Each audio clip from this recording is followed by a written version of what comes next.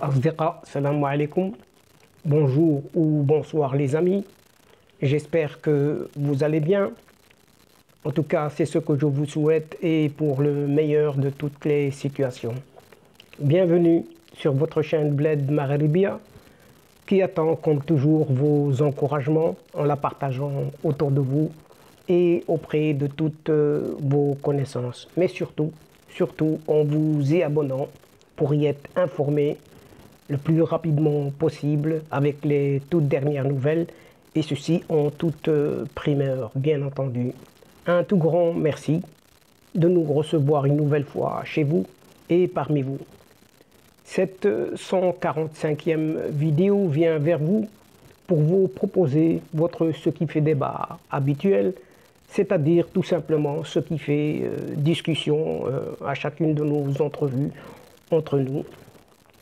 Le CQFD de votre Bled Maghribia aborde, une fois n'est pas coutume, ces géostratégies ou plutôt géopolitiques relatives à ces enjeux qui font peur et qui fâchent à la fois en ce qui concerne ce Maghreb.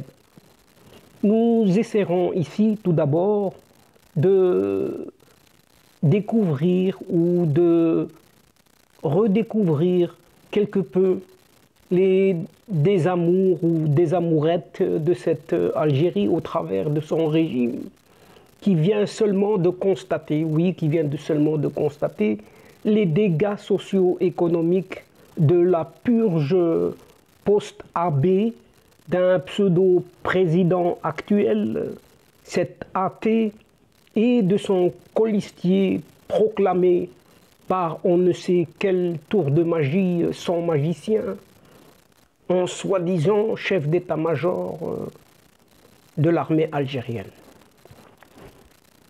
Alors que ces mêmes autorités algériennes veulent absolument, veulent absolument anéantir ce fameux MAC. Vous avez bien entendu, donc ces autorités algériennes veulent aujourd'hui absolument détruire ce MAC, ce mouvement pour l'autodétermination de la Kabylie, et réclament donc la tête de son président, qui est réfugié en France depuis une vingtaine d'années. Et un de ses premiers enjeux géostratégiques, pour ne pas dire géopolitiques, passe et repasse par ce fameux gazoduc Algérie, Nigeria et Maroc. Et pour contrer le projet marocain, justement, Alger courtise ces derniers temps un think tank à Abuja, la capitale fédérale du Nigeria.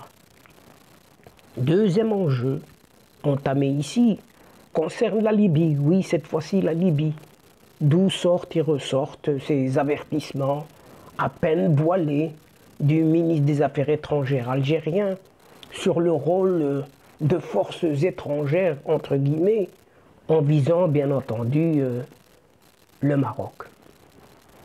Décidément une obstination qui s'est précisée lors de la réunion d'Alger du 30 août dernier, puisque Alger continue donc de contester tout rôle au Maroc dans la solution de la crise en Libye.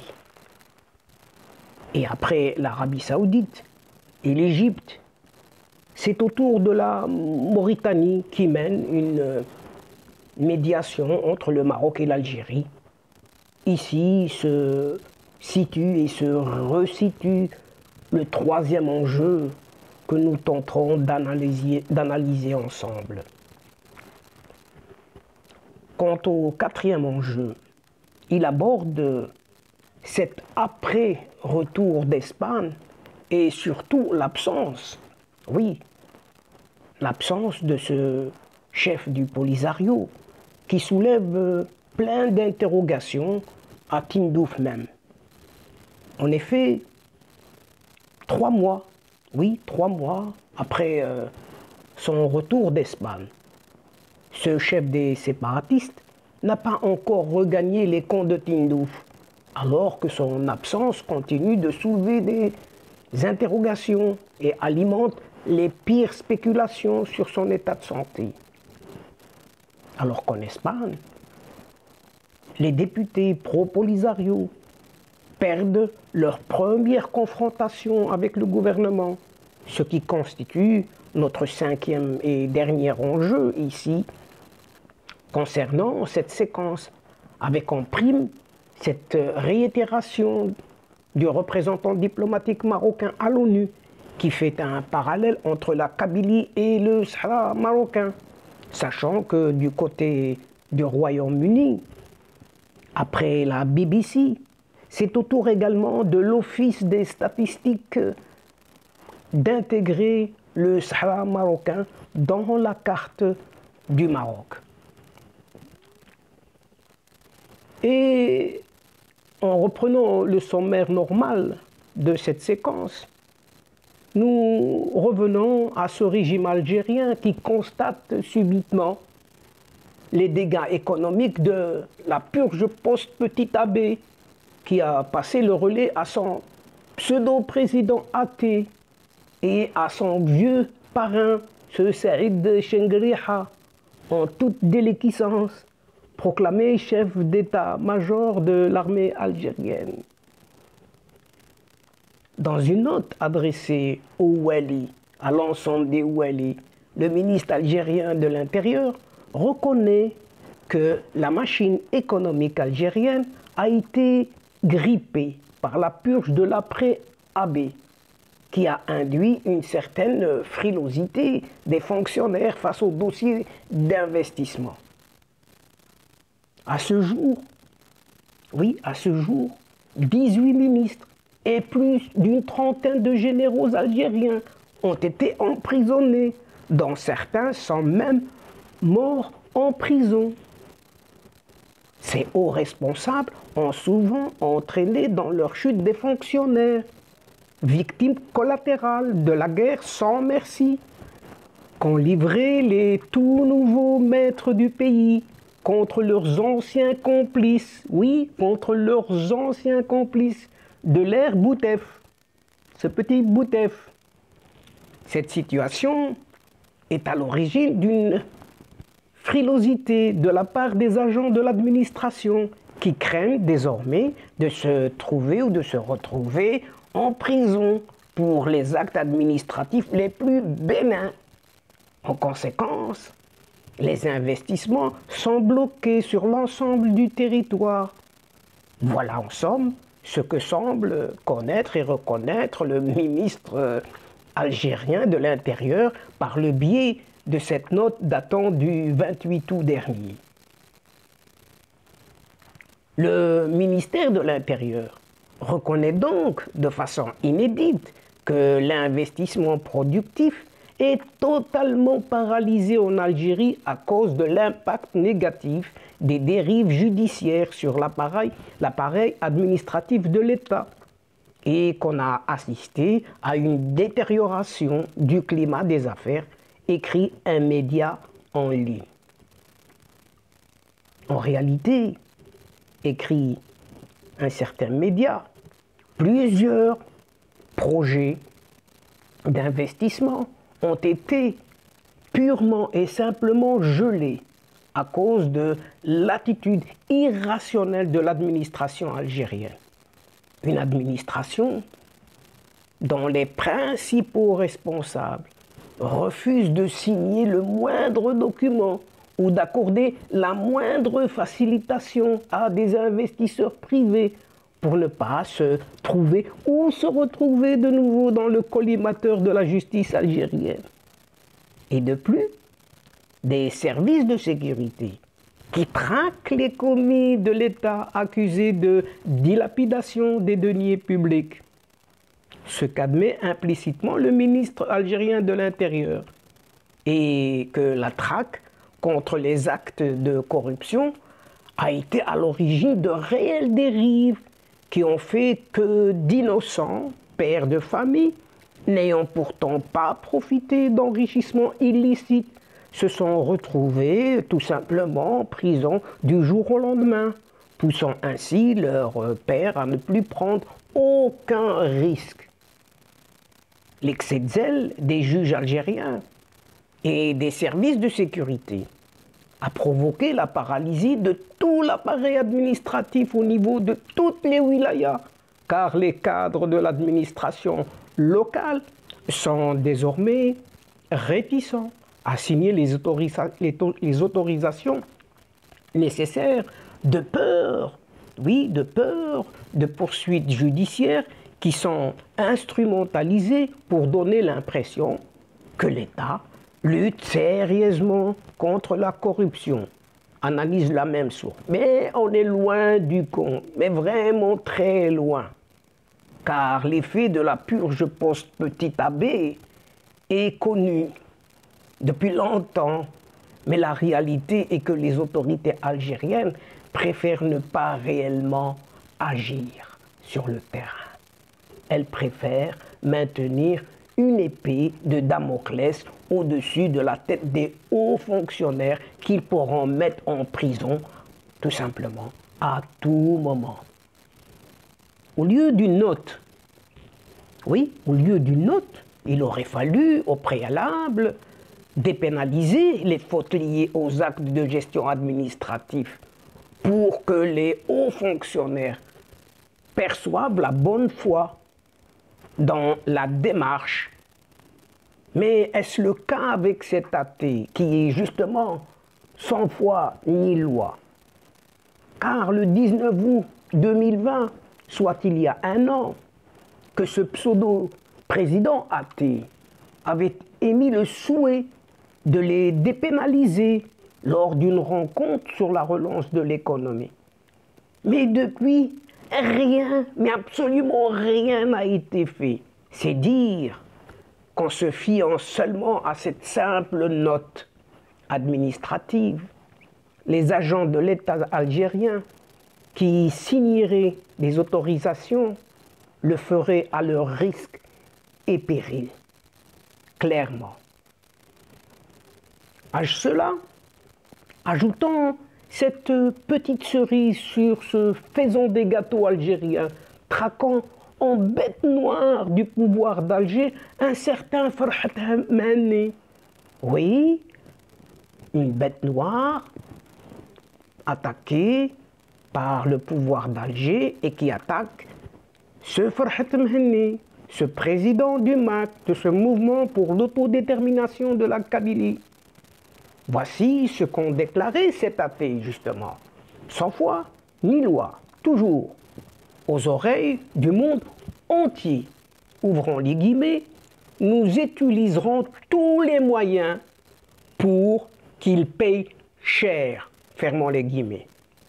Le 18 août dernier, dans un discours télévisé, ce soi-disant président algérien athée jeté à la vindicte Farhat Mehni, ce leader indépendantiste kabyle de 70 ans en France depuis 20 ans et son mouvement pour l'autodétermination de la Kabylie, ce MAC, sont la bête noire, oui, sont la bête noire des autorités algériennes. Et le 26 août dernier, Sid Ahmed Merad, procureur général auprès de la Cour d'Alger, annoncé le lancement d'un mandat d'arrêt international contre Farhat Mehni, accusé d'avoir planifié, écoutez bien, les incendies, oui, qui ont fait 92 morts mi-août en Algérie, et commandité l'assassinat de ce malheureux Jamel Ben Ismail, Allah yarhamou, le 11 août, afin de déstabiliser le pays. Officiellement, le jeune activiste, ce malheureux jeune activiste, pris pour un pyromane, a été lynché à mort par la foule et selon le procureur, 88 suspects, dont 24 membres du MAC, comme par hasard, ont été arrêtés. Mais il n'y a pas eu de lynchage. S'insurge Farhat Mehni, qui réclame une enquête internationale sur cet assassinat et les incendies. L'homme était déjà mort quand il a été jeté à terre devant la foule par les services de sécurité. Et cela s'est passé devant un commissariat. Et il n'y a même pas eu un tir de sommation. S'étrangle le militant. Selon lui, seuls 2 des membres du MAC ont été arrêtés à leur domicile, avant même l'assassinat. Le 25 août dernier, Slimane Bouhafs, un militant du MAC, par ailleurs chrétien, a lui été arrêté dans des circonstances troubles à son domicile. Savez-vous où? En Tunisie, où il était réfugié, puis emmené en Algérie. Et on ignore si ce sont des forces tunisiennes ou algériennes qui l'ont arrêté, précise Farhat Mhenni. Depuis des mois, le militant se sentait menacé et sa famille se démenait pour qu'il puisse être accueilli en France. Mais malheureusement, il a été arrêté en Tunisie. Après le printemps noir kabyle de 2001, où il y a eu une répression des manifestations qui fit quand même quelques 127 morts, le MAC a été créé pour d'abord revendiquer une autonomie régionale avant d'évoluer vers le droit à l'autodétermination, puis la revendication tout simplement à l'indépendance. Nous avons un projet de liberté et n'avons jamais commis le moindre acte de violence, plaide toujours Farhat Mhenni. Les autorités algériennes ont pourtant classé le mouvement comme organisation terroriste en mai dernier. Une opération de suspicion à l'encontre des Kabyles et de Farhat Mhenni et de longue date une cible. L'assassinat de son fils Hamzian à Paris en 2004 n'a pas été élucidé non plus et Farhat Mhenni est voit la main, savez-vous de qui? Des services algériens.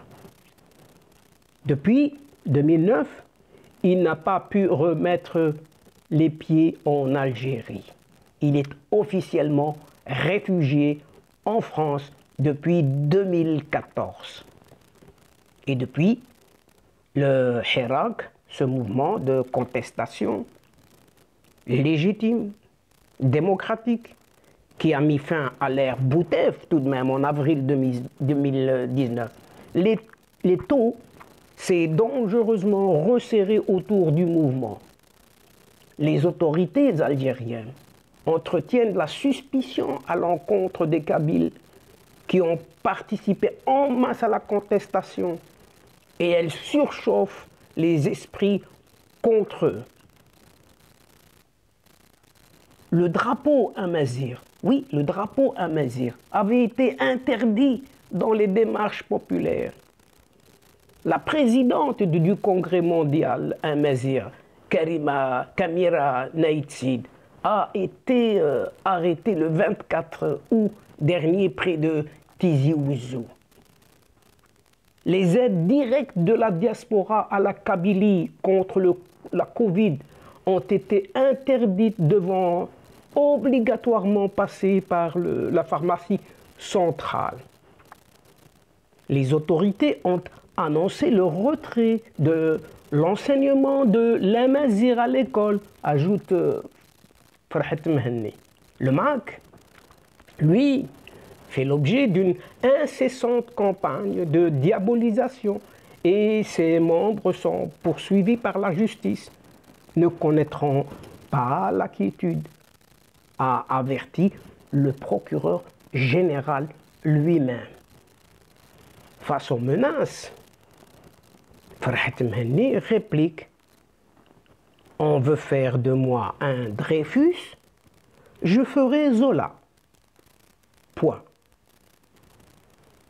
Quant au premier enjeu géostratégique ou géopolitique, le gouvernement nigérian continue de faire la sourde oreille aux nombreuses sollicitations de l'Algérie pour ratifier l'accord relatif au projet de construction du gazoduc transsaharien signé en 2009 à Abuja. Face à ce refus des autorités fédérales nigérianes, Alger a fait appel à l'Institut nigérian des études stratégiques, ce fameux NIPSS, selon son acronyme en anglais, afin de plaider pour ce dossier. L'exécutif algérien a ainsi déroulé le tapis rouge à une délégation de ce think tank composé de 17 personnes, excusez du peu, avec notamment au programme des visites dans 6 wilayas et des réunions avec les ministres de l'Intérieur et de l'Énergie. Et ce ministre de l'Énergie a réitéré devant ses invités la volonté de son gouvernement à commencer dans les plus brefs délais les travaux de réalisation du gazoduc devant relier les deux pays vers l'Europe. Mais il ne dit pas comment, alors que ceci a traîné depuis des décennies. Un projet donc qui traîne, qui est mis tout simplement dans les tiroirs, si ce n'est pas un classement vertical. Nous accordons un intérêt particulier à la concrétisation rapide de cet important projet qui donnera un nouvel élan aux relations entre nos deux pays en termes de coopération technique et de renforcement des capacités, ce qu'a affirmé ce ministre de l'Énergie. On croit rêver.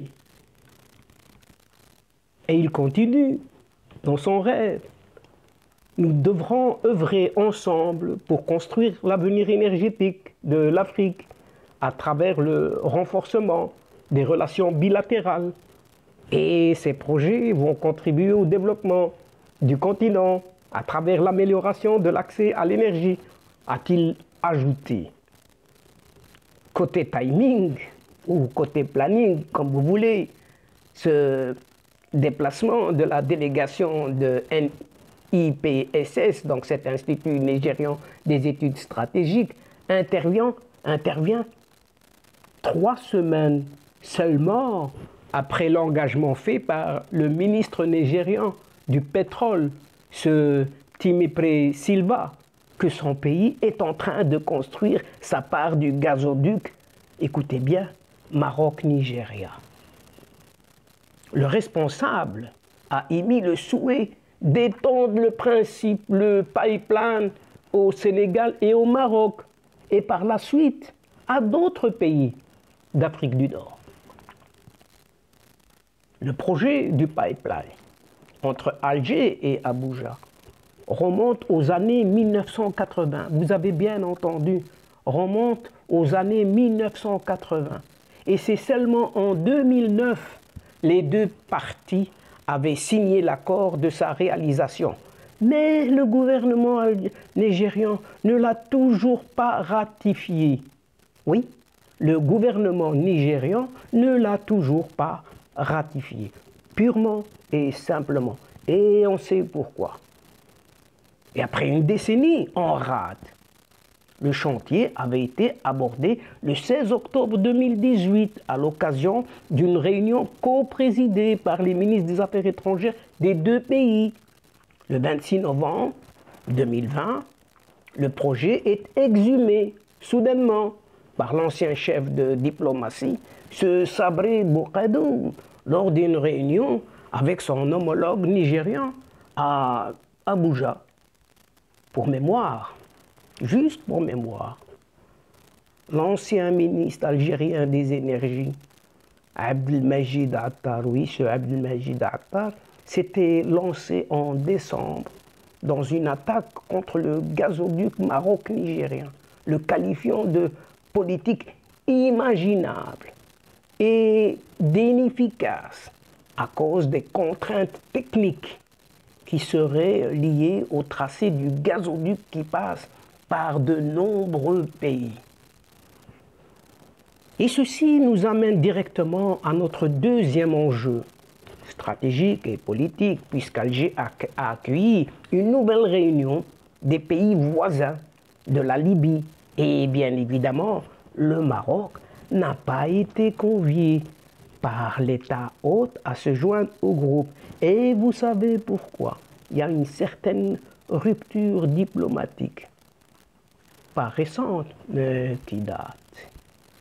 Néanmoins, le royaume marocain était fortement présent dans le discours d'ouverture des travaux prononcé par le ministre algérien des Affaires étrangères. Et les flèches décochées par ce Ramtan Lamamra ne laissaient guère de doute sur leur destination. La cible est connue.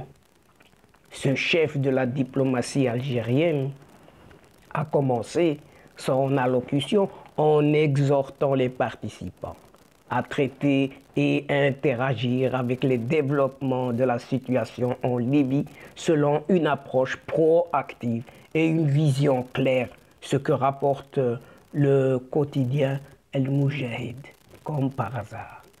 Une vision, a-t-il souligné, qui doit tenir compte des considérations qui préoccupent de plus en plus les décideurs et l'opinion publique dans nos pays, à la lumière des plans de certaines puissances étrangères qui cherchent à accroître leur influence en Libye et faire de ce pays une plateforme pour redessiner les équilibres internationaux au détriment des intérêts stratégiques de la Libye et de ses voisins.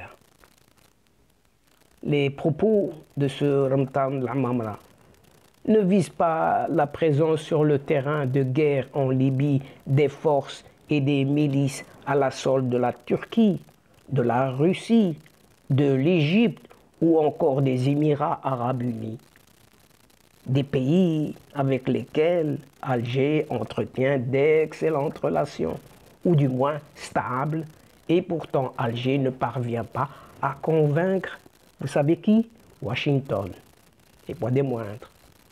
Dans son discours inaugural, ce chef de la diplomatie algérienne a par ailleurs évité de condamner les agissements du maréchal Khalifa Haftar, l'homme fort de l'État de l'Est libyen, proche des Émirats et de l'Égypte, et considéré par les médias de cette Algérie comme l'ennemi des intérêts de l'Algérie en Libye. Vous avez bien entendu, ce Khalifa Haftar est l'ennemi des intérêts de l'Algérie en Libye. Depuis le déclenchement de la crise libyenne, l'Algérie n'a eu cesse de contester tout rôle au Maroc dans un éventuel projet de solution. Avant la conclusion des accords de Skhirat en 2015, sous l'égide de l'ONU, Alger avait parié sur la recette des pays voisins, d'abord sous un grand format intégrant la Tunisie, l'Égypte, le Soudan, le Niger et le Tchad, puis dans une autre plus réduite avec seulement des réunions entre les représentants d'Alger, Tunis et le Caire. Quelques jours après la conférence de Berlin de janvier 2020, cette même Algérie avait opéré un retour au grand format et il avait même ajouté le Mali à sa liste des invités avant de le laisser tomber à la réunion du 30 août de la même année. Contrairement aux Allemands, l'obstination du pouvoir algérien pour arracher une reconnaissance internationale de son rôle dans la crise libyenne ne semble guère convaincre les États-Unis, principaux acteurs de ce dossier. Plus tard, et pas plus tard que ce lundi 16 août, le lundi 16 août dernier, le ministre marocain des Affaires étrangères recevait à Rabat l'ambassadeur et émissaire spécial des États-Unis pour la Libye, ce Richard Norland. Des entretiens précédés par 2 escales importantes effectuées par le diplomate américain en Égypte et en Turquie pour préparer l'organisation des élections du 24 décembre prochain en Libye. Le chef de la diplomatie algérienne a certes fini par rencontrer Hollande le 23 août dernier à Tunis, à l'occasion d'une visite au pays de la révolution du jasmin suite à la décision du président Kais Saïed de suspendre le Parlement. Pour rappel, en 2020, Washington avait mis son veto, oui, en 2020, Washington avait mis son veto à la désignation, vous savez de qui? Ben, de ce Ramtan Lamamra comme émissaire des Nations Unies pour la Libye. Et c'est pourquoi les médias algériens proches du pouvoir avaient alors accusé le Maroc, une fois de plus, de vouloir torpiller la candidature de leurs diplomates. Par conséquent, et comme si ce Maghreb n'est pas suffisamment à l'arrêt et ne connaît point de dépression que d'être en davantage ou désavantage encore enfoncé à cause de ce qui est appelé tout simplement la mise des bâtons dans ses roues dégonflées, pour ne pas dire ses roues crevées. Dommage pour ce Maghreb. Alors que le troisième enjeu stratégique, géostratégique ou géopolitique, ce troisième enjeu relate succinctement ici l'intervention du ministre mauritanien des Affaires étrangères, ce Ismail Ould Cheikh Ahmed, qui a eu un entretien téléphonique lundi 30 dernier avec son homologue marocain Nasser Bourita. L'occasion a été d'aborder les relations bilatérales et leur renforcement pour servir les intérêts des deux pays ainsi que des questions maghrébines et régionales d'intérêt commun. Le même jour, ce Ismail Ould Cheikh Ahmed a également eu un entretien téléphonique avec son homologue algérien, ce Ramdan Lamamra, selon l'agence mauritanienne de l'information, AMI, M-A-M-I.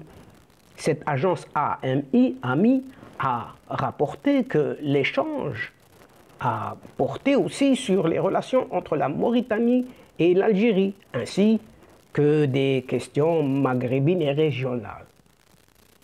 Ces entretiens téléphoniques interviennent dans un contexte de crise diplomatique jamais vu entre le Maroc et l'Algérie, plusieurs jours après les réactions des États arabes qui ont appelé les deux pays à dépasser leurs différends par la voie du dialogue serein. Et dans ce sens, l'Égypte et l'Arabie saoudite ont entrepris une médiation depuis la semaine dernière et la Mauritanie s'est dite alors profondément préoccupée par la rupture unilatérale des liens diplomatiques avec Rabat. En effet, Ismail Ould Cheikh Ahmed a souligné des problèmes entre les frères algériens et marocains, problème en cause de la paralysie de l'Union du Maghreb. Ce chef de la diplomatie mauritanienne a également estimé que les différends entre le Maroc et l'Algérie auraient dû être gérés avec sagesse et dans le secret. Le 24 août dernier, ce Ramdan Lamamra a annoncé la rupture des liens diplomatiques avec le Maroc dans une déclaration lue qui est intervenue après le rappel de l'ambassadeur algérien pour consultation en réaction à l'appui du Maroc au droit de l'autodétermination de la Kabylie.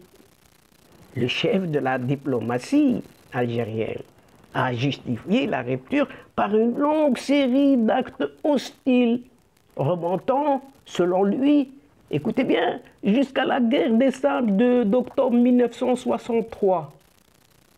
Et en réaction, Rabat a exprimé tout simplement ses regrets face à une décision complètement injustifiée, mais attendue quand même au regard de la logique d'escalade constatée ces dernières semaines.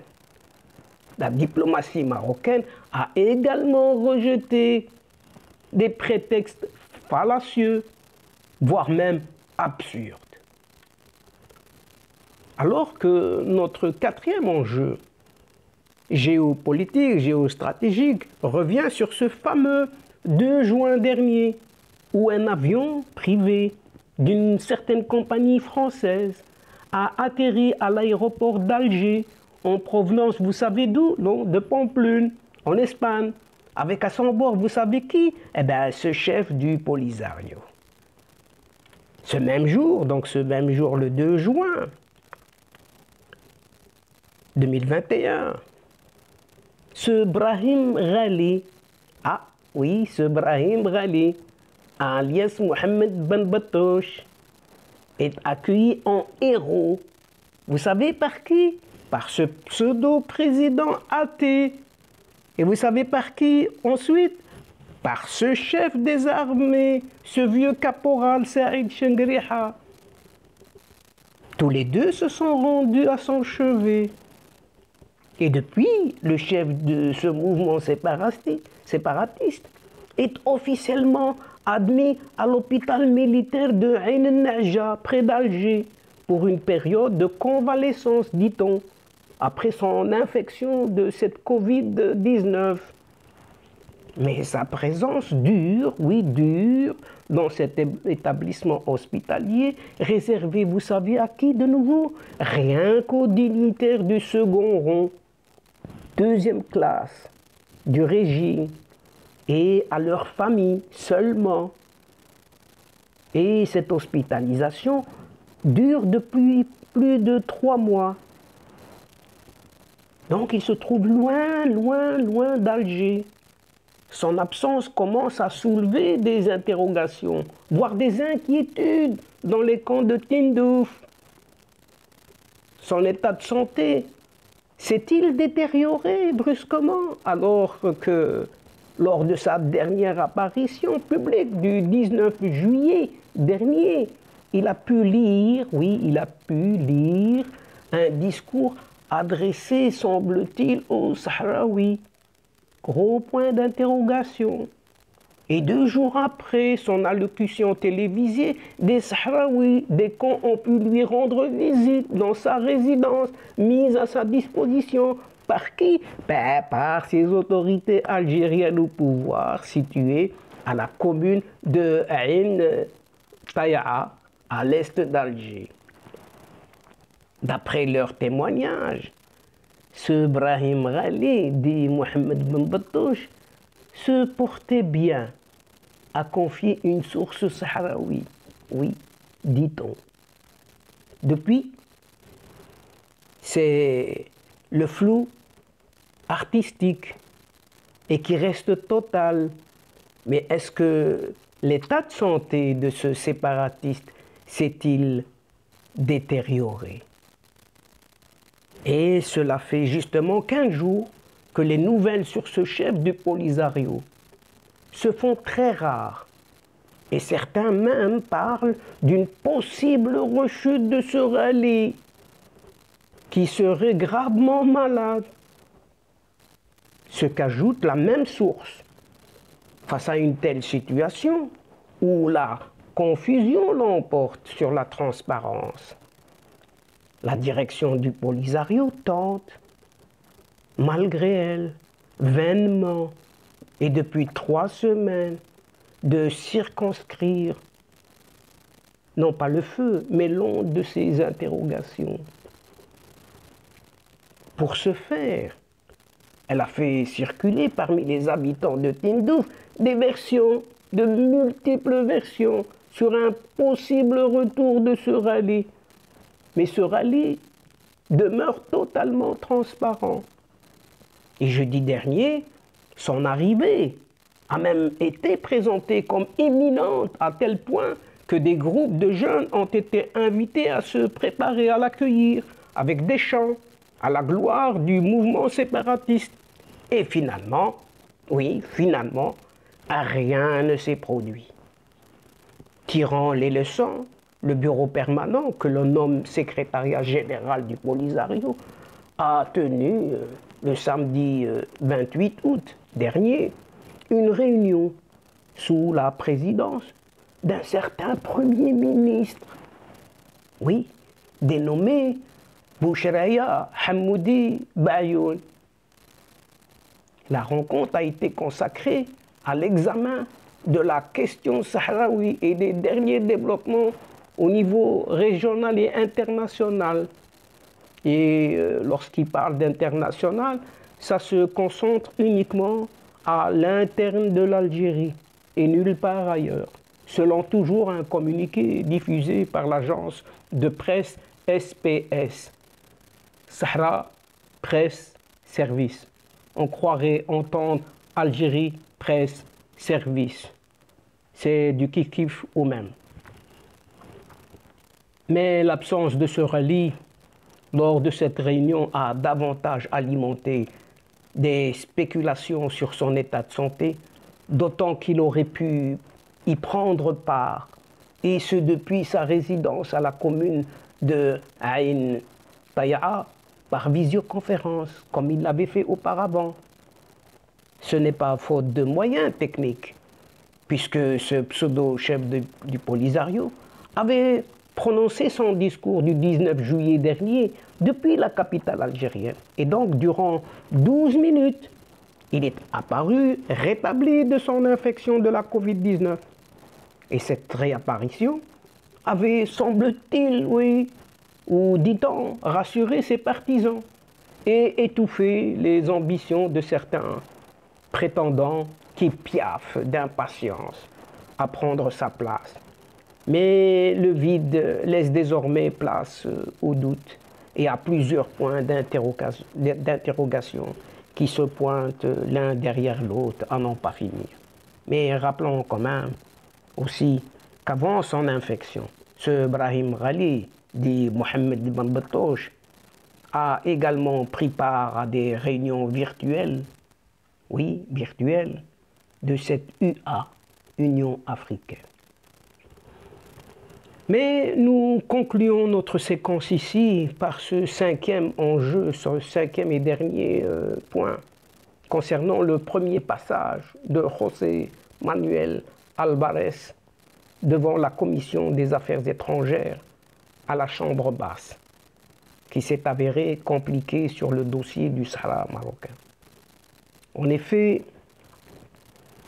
le chef de la diplomatie espagnole a dû essuyer plusieurs tirs, disons amis, entre guillemets, par des formations régionalistes et indépendantistes qui assurent la survie de l'exécutif de ce Pedro Sánchez, puisqu'ils ont assailli le ministre des Affaires étrangères de questions sur le sujet, ce que rapporte El País.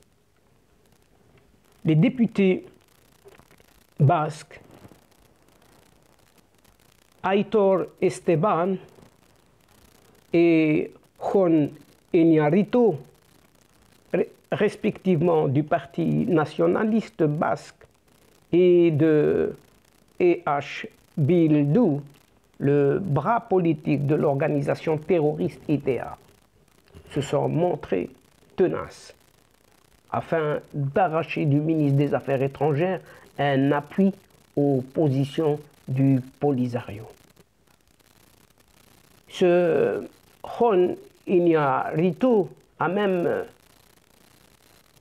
interpellé le ministre à 2 reprises pour lui demander si le gouvernement espagnol serait en faveur de l'organisation d'un référendum d'autodétermination dans la province sud-marocaine. Malgré cette forte pression sur un sujet sensible, José Manuel Alvarez, donc le ministre des Affaires étrangères espagnol, a réitéré que la position défendue par son gouvernement est de rester dans le cadre de l'ONU, ajoutant que la relation avec le Maroc est beaucoup plus large que le Sahara. José Manuel Alvarez a affirmé par ailleurs que l'exécutif Pedro Sánchez continuera toujours de privilégier les intérêts de l'Espagne dans ses rapports avec le royaume marocain voisin. Des réponses évasives qui ont hérité les partisans du Polisario? Oui, des réponses évasives qui ont hérité les partisans du Polisario. Au Sahara, nous ne sommes pas un acteur de plus, nous avons une responsabilité historique, a clamé Aitor Esteban. Il est lieu de rappeler qu'au lendemain de la reconnaissance par l'administration de Donald Trump de la marocanité du Sahara, ce député avait invité le cabinet de Pedro Sanchez à mener une médiation historique entre les partis. Ce parlementaire s'était dit convaincu que Madrid a la légitimité nécessaire pour montrer au Polisario ce qui est possible et ce qui ne l'est pas, car le monde a beaucoup changé ces dernières années. En revanche, ce mouvement, ce parti EH Bildu n'a pas changé de cap. Et dans le sillage de l'exode de milliers de Marocains vers Ceuta, les 17 et 18 mai derniers, son député, ce Jon Iñárritu, avait appelé l'exécutif à riposter par une reconnaissance de cette chimérique république arabe sahraoui démocratique, et pas des moindres. Tandis que la coalition Unidas Podemos, membre du gouvernement, n'a pas encore manifesté ouvertement sa position sur la reprise du dialogue avec le Maroc. Alors, oui, alors que Omar Hillel, le représentant permanent du Maroc aux Nations Unies, a répété l'argument selon lequel une équivalence existe entre les différends dans le territoire du Sahara marocain tenu par le Maroc et la région de Kabylie en Algérie, ce qu'informe l'agence Reuters. La référence à la Kabylie avait été une des causes citées par l'Algérie pour la rupture unilatérale des relations diplomatiques du pays avec le Maroc la semaine dernière. Cette nouvelle référence devrait provoquer une réponse de l'Algérie, qui a annoncé avant cela que ses exportations de gaz normalement passant par un pipeline traversant le Maroc devraient être déviées par Medgaz. Selon la citation rapportée, Omar Hillel aurait déclaré que le peuple kabyle a lui aussi un droit à l'autodétermination. Pourquoi l'Algérie leur nie-t-elle ce droit qu'elle demande pour les Marocains du Sahara? L'Algérie a par le passé accusé le Maroc de soutenir le mouvement pour l'autonomie de la Kabylie, SEMAK, basé en France et qui soutient l'indépendance de la Kabylie.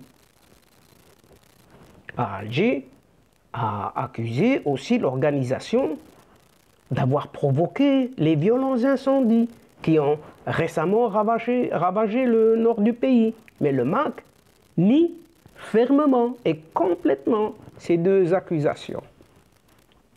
Mais pour sa part, ce chef du gouvernement marocain, ce Saad el-Din al-Othmani, a critiqué fermement le représentant marocain aux Nations Unies pour ses déclarations en affirmant qu'elles ne traduisent pas une position de la politique de l'État.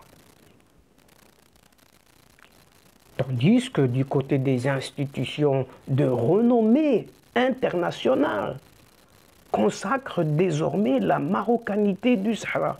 Vous avez bien entendu, des institutions de renommée internationale consacrent désormais la marocanité du Sahara. Et vous avez bien entendu, pas plus tard qu'une semaine après la décision de la BBC, c'est au tour de cet Office for National Statistics britannique d'emboîter le pas aux célèbres médias BBC en intégrant le Sahara dans la carte du Maroc.